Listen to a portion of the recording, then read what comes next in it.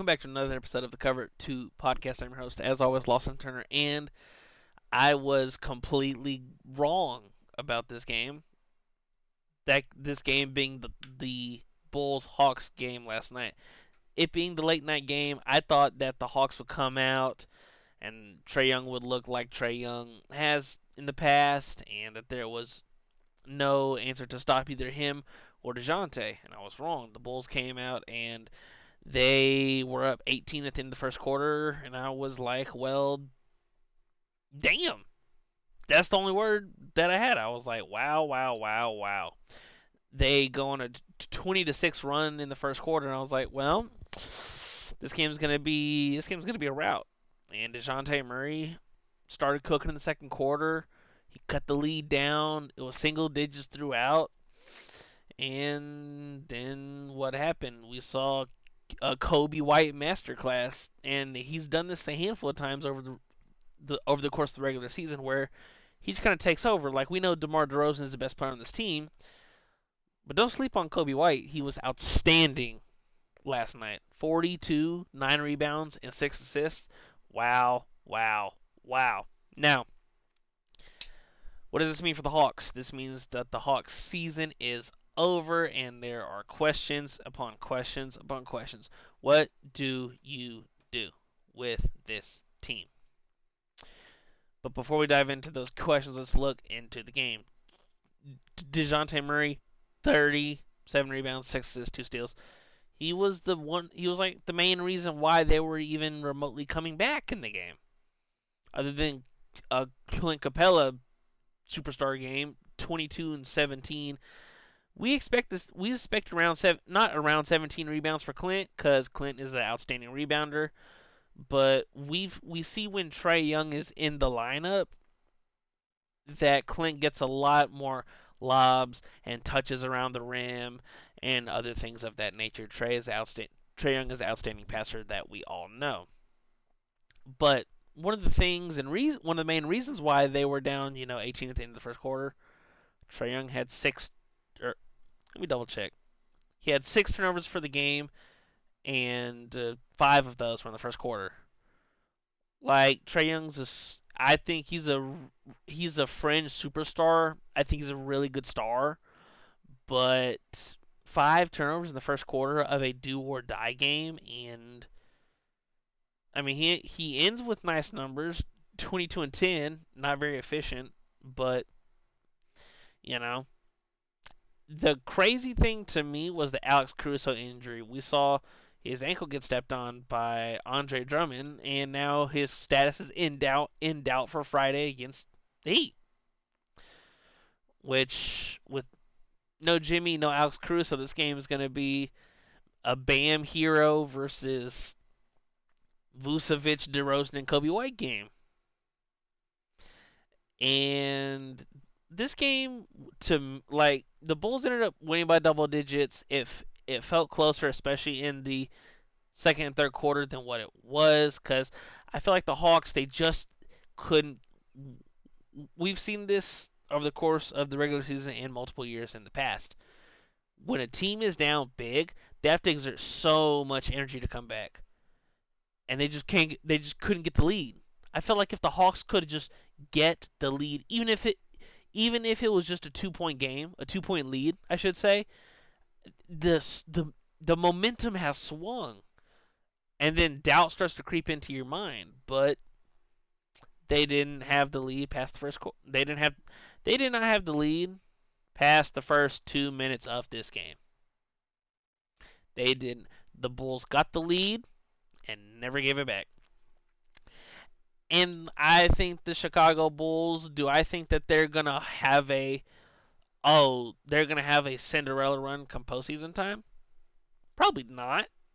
I mean, let's look at their path. They, assuming they beat Miami, then they gotta go to Boston, and Boston's beat the shit out of all the bad teams in the East. And for as good as this is for Chicago, they're still a bad team in their in the totality of their roster. They couldn't they I don't know if they I don't know if they have a single starter that would be Boston starting, 5. This is a I think that it's going to be a mismatch, but let's once again topic for another video. Let's stay on course this game and what this means for both teams. Bulls keep their season alive after this Coby White masterclass, and the Hawks are going home with the questions of do we keep this? Do we keep a DeJounte Trey backcourt together? Because I think that I understand the reasons they traded for DeJounte Murray. He makes up for a lot of what Trae Young is not. Trae Young is he's an undersized point guard who's not a good on ball or defender at all. And then we see DeJounte, who when Trae Young was out for 20 games pending after he had his hand surgery, we saw him. He was putting it on. He was flatly putting it on. Now, were they winning games? Yes and no, but you have to change everything. You change who gets touches because Trae Young is a ball dominant player. What do we know about Trae Young? He needs the ball in his hands to be effective with his playmaking,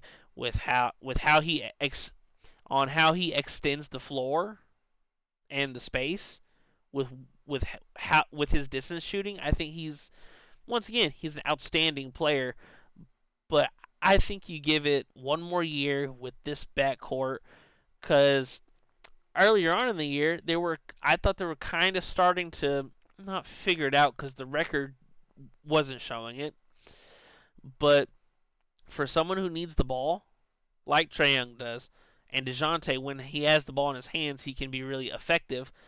It's gonna take a good year to figure this out. And then it's how do we get Bogdanovich his touches because he's a sniper. How do we get Clint Capella his touches? Jalen Johnson is a young up and coming star in his role. How are we going to get him his touches? I think that you need to give Quinn Snyder's a good coach. I don't think the issue is coaching or lack there of talent. Yeah, they could use an extra, you know, two guys, but I just think it's a time thing, and they're a young team, so the core of their team is young, so let them develop. Give them another 2-3 months into next season, and then maybe come trade deadline next season. If it's not working, send Trae Young to the highest bidder, and then kind of revamp or kind of test the field. Like, okay, start making calls this offseason. What can we get for Trae Young? What can we get for DeJounte Murray? If you're stuck between these two, I think Trae Young's style and his flair is built for Atlanta, and I think that the Hawks are gonna. Well, I'm sure they've already looked back on it and thought, "Damn, we could have had Luka." But I think that that's the most at the time even trade in a long time. Like Dallas gets their superstar that embodies their city, and Atlanta gets Trae Young, who embodies Atlanta. The flair, the swag, how he plays, the flash. I think that if if I'm the GM of the Hawks, I I keep Trae Young in this whole core and see how it goes next year. Because there's no reason to make any moves. You are where you are. You're a middle of the pack to at best slightly above average team in the East. And for all these teams that are going to be eliminated over the next 2 months, you're where you are for a reason. It's an 82 game season. You are where you are for a reason. Some of it's injuries, some of it's lack of team chemistry, some of it's coaching. And for the Hawks, I don't think it's coaching. I don't think it's coaching. I don't think it's lack of talent.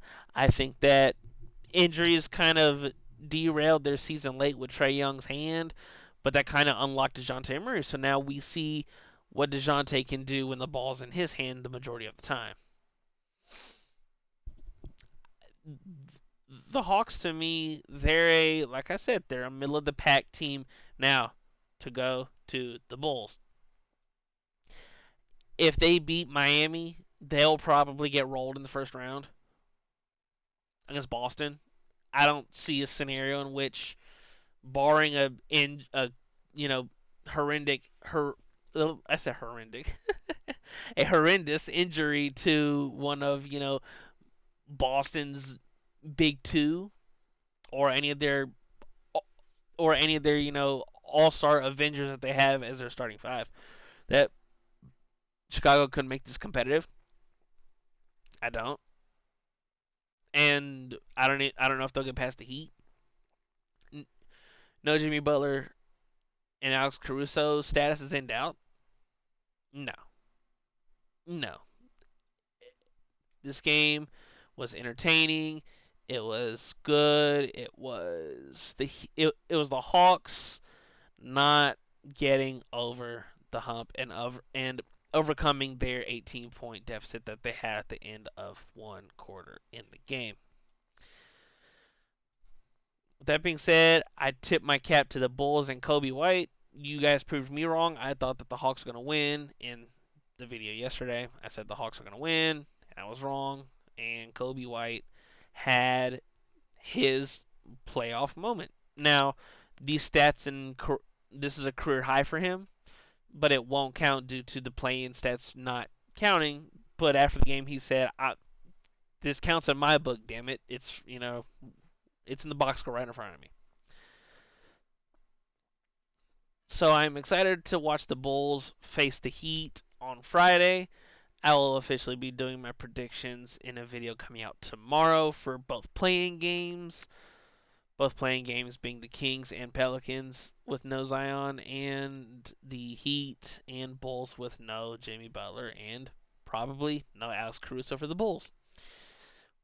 With that being said, thank you guys for watching, and let me know in the comments below, who do you guys think is going to win these playing games? These playing games are to determine the 8 seed, which is massive for all four franchises in the two games. Thank you guys for watching, and I will talk to you guys later. Peace.